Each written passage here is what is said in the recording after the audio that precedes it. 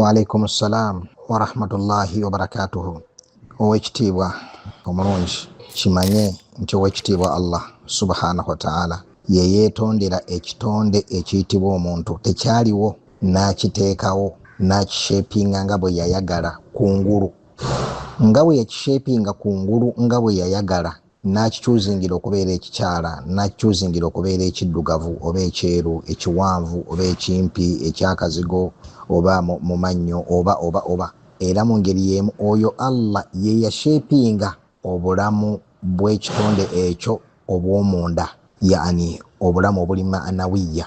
Just tiyakushepinga physically kyokka, wabula yakushepinga psychologically, oba nkyogere ntya mu gundi mu ngeri ekijjayo obulungi. Allah yakola enteekateeka z'obulamu bwo nga bwe zigenda okutambula mu kunakuwala, mu kusanyuka, muki. Oli mutonde wa Allah nga tonnasaba Allah n'oluvannyuma lw'okusaba Allah, gw'oli mutonde wa Allah tabaraka wa ta'ala.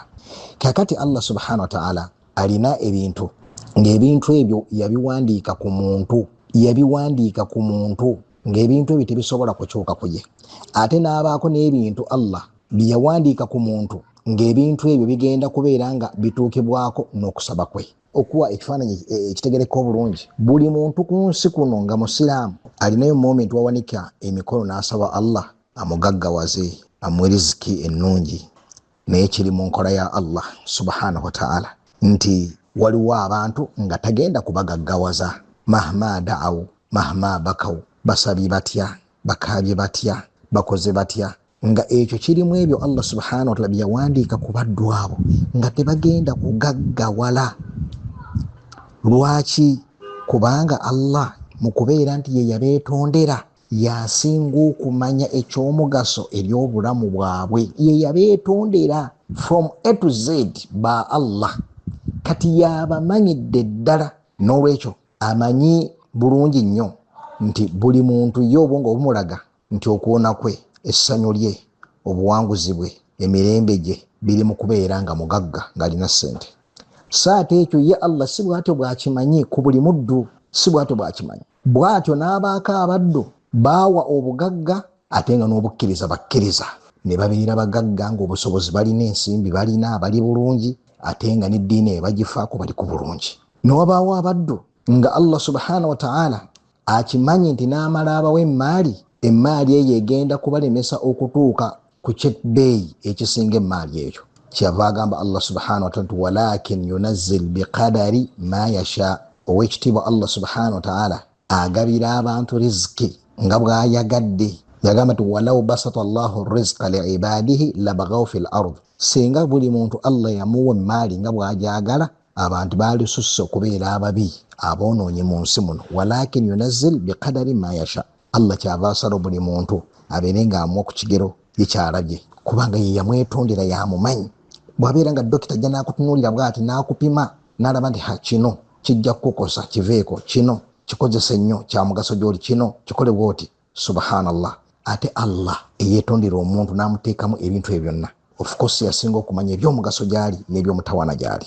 N'olwekyo Allah subhanahu wa ta'ala kyava abaako abantu nga balina ebalaajana abibawe, ye Allah tagenda kubibawa.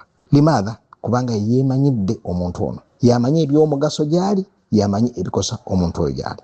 Era mu ngeri y'emu yawunzika ayo nga kati innahu kana biibadihi khabiran basira. Lwaki Allah bw'atyo bw'akola? Kubanga abaddu be abamanyi okumanya okujjudde obukenkufu ku mbeera zaabwe na biki eby'omugaso eri abantu abo. Oye Allah subhanahu wa ta'ala. N'olwekyo Allah tumusaba, naye gwe omusiraamu oteekeddwa okumanya nti okusaba kwe tusaba Allah subhanahu wa ta'ala kulina embeera zino wammanga. Ekisooka, buli lw'osaba Allah oli ku bulungi. Oli ku bulungi butya? Osinzizza Allah. Nabbi yagamba addu'a huwa al-ibada. Teriyo lwowanika mikono ayi Allah n'osaba Allah okujjako oba osinzizza Allah. Olusinza nno olunene, kubanga obuddu bw'omuntu bweyoleka nnyo mu kwemenyera eri oyo gw'amanyi nti asobola okumutuusaako ebirubirwa bye n'ebigendererwa bye. Abimuwadde tabimuwadde, asigala ono ali ku bulungi bwereere, kubanga ali ku mulamwa gwennyini ogwamutondesa. Lwaki yatondebwa? Kubeera muddu wa Allah tabaraka wa ta'ala. Ekyo kimu. Empeera ezo zaateekeddwa okuzifuna empitirivu olw'okubeera nti awanise emikono n'asaba Allah subhanahu wa ta'ala. Ensonga ey'okubiri, Allah asobola okuwa ekintu ekyo bw'aba ddala ng'akimanyimu obulungi gy'oli, era kyekikolo. Waqala rabbukum ud'uuni astajib lakum, mulezi omubaga nti munsabe mbaanukule. Abantu bameka bali mu bulungi obungi, ng'obulungi oba butuuseeko olw'okusaba Allah subhanahu wa ta'ala n'abeera ng'abubawa. Ekyo ekyokubiri. Ekyokusatu kwe kubeera nti Allah subhanahu wa ta'ala bw'aba takuwadde kintu ekyo kyennyini kadhalik asobola okubeera ng'akuwaddemu ekintu ekirala nga kirungi nnyo kya mugaso gy'oli okusinga kiri ky'olaajanira, wadde nga gw'obwongo bwo tokitaddeeko birowoozo. Allah asobola okuwa obulamu obulungi, tolwalalwala, tokola otya, naye nga tuli mu abo abalina ensimbi. Olinaamu ensimbi nga nnyingi naye ng'obulamu bwe bujjudde obulwadde, bujjudde obutali butebenkevu, bujjudde biri. Naye olw'okuba abantu baafunza obwongo bwabwe kubeera nti obulamu obulungi kitegeeza kubeera na buvangata mu nsawo, n'obasiŋŋaananga ebyengera bino ebirala ebinene tebabiteekako birowoozo, so nga Allah abibawadde. Kati ye Allah eyeetondera omuntu we amutegeerera mu bintu bingi, kubanga amumanyi jahil, tategeera bintu bingi, tabimanyi. Ekyokubiri, obwongo bwe butunuulira nnyo ye kino kyayagala. Kati Allah subhanahu wa ta'ala n'abeeranga ebintu bingi abitegeerera omuddu, era n'abikola ye nga bw'ayagadde, nga bwe mugaso gwennyini eri omuddu ono. Embeera ey'okuna kwe kubeera nti nno Allah subhanahu wa ta'ala bw'aba takuwadde kintu kino ku duniya, ogenda ku kisiŋŋaano yawma al-qiyama nga nabyo bwe yagamba ng'atubulya ebintu ebyo ebina, aw yaddakhirahu lahu fil akhirah, oba Allah n'akikuterekera n'okisiŋŋaana ku akhira. Wakisaba ku duniya n'otakifuna, naye n'ojja ku akhira Allah n'akuwaamu ekintu n'ogamba nti singa Allah teyampa kintu kyonna mu bulamu obw'edduniya, byonna n'abinterekera n'abimpa ku akhira. N'olwekyo eyo embeera omuntu gy'ateekeddwa okubeera nga amanya. Ekisembayo kituufu nga bw'ogambye, twagaanibwa okubeera nga tukola at-ta'addi fi du'a, okusokka ensalo mu kusaba, nga nakyo kwe kubeera ng'omuntu alombojja, ayi Allah nkusaba ompe stokisi nga za kyenvu nga mpaavu nga zirimu obukuubo neefaanako bwe bityo. Twagaana ensaba efaanaganako bwetyo. Ayi Allah nkusaba ompe emmotoka nga ya kiragala oba nga ya bbulu, nga steeringi ddyo oba steeringi kkono, nga ya automatic, nga ebyo ensaba efaanako bwetyo eyitibwa ta'addi fi du'a. Naye togaanibwa kusaba Allah, ayi Allah nkusaba ompe emmotoka ennungi enantebenkeza, eyo ensaba ekikkiriza. Ayi Allah nkusaba ompe emmotoka ennungi enantebenkeza. Ayi Allah nkusaba ompe omwami omulungi anantebenkeza. Ayi Allah nkusaba ompe omwami munnaddiini. Ayi Allah nkusaba ompe omwami munnaddiini ng'alina obusobozi obunandabirira. Ayi Allah nkusaba abaana bange obafuula abaana abalongoofu ate nga sibayinike mu bulamu obw'edduniya. Ensaba efaanaganako bwe ensaba y'ekikkiriza. So si ayi Allah nkusaba ompe abaana nga baana bawala nga balina obunnya ku matama, balina obuzigo mu mannyo, balina enviiri mpanvu, balina eyo si nsaba ya kikkiriza, eyo yeegaanibwa. Ono agamba mu ngeri y'emu nti nno tokkirizibwa kusaba Allah, kubanga osobola okusaba Allah ekintu ng'ate kyekibi gy'oli. Gusaba Allah ebbanga lyonna ekintu ky'owulira nga ky'oyagala kasi kibeera nga kiri halal, naye ng'omanyi nti nno okusalawo kwa Allah subhanahu wa ta'ala kwe kusinga okubeera okulungi gy'oli. Gusaba Allah kyonna ky'oyagadde.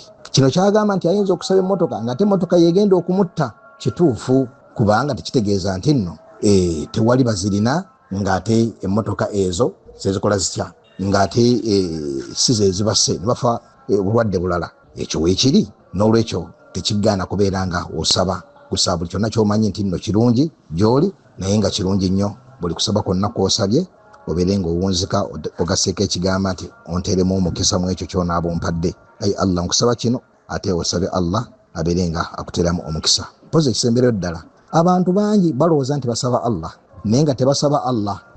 Amusabako olwaleero, n'amusabako omwezi ogujja, n'amusabako ate n'amala neyewaana mbw asabye nnyo Allah.